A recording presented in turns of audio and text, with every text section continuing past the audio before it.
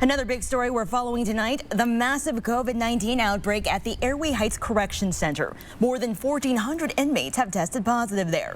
Now, we've shared several stories of inmates telling us what it's like inside there. Well, today we spoke with one prisoner and his wife about their experience. Katerina and Chryssafis learned more about why they think this virus spread so quickly in this exclusive story you'll only see on 4 News Now.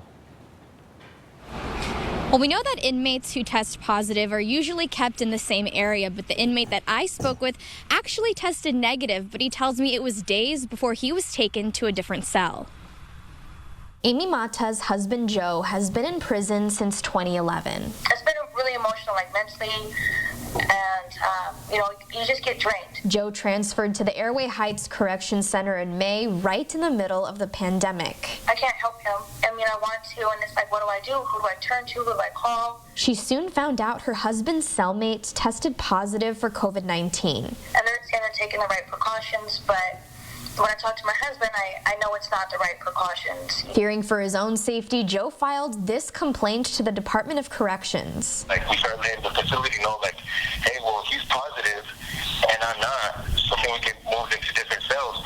And they said no, that they're going to quarantine us, and that's it. So I had to stay with him for 10 days while he was positive. He says he's not the only one. There's probably I think 30 or 40 cells that I can count that are single-man cells. So I'm sure that those people were in the same position that I was in and were forced to live with somebody who was positive when they were negative. I reached out to the Department of Corrections for clarification. They gave me this statement saying in order to mitigate the spread of COVID-19 in the facility, Airway Heights implemented what is referred to as rapid movement protocol. Close contacts to those identified as positive or displaying symptoms consistent with COVID-19 would be placed into quarantine status and testing protocols would be followed.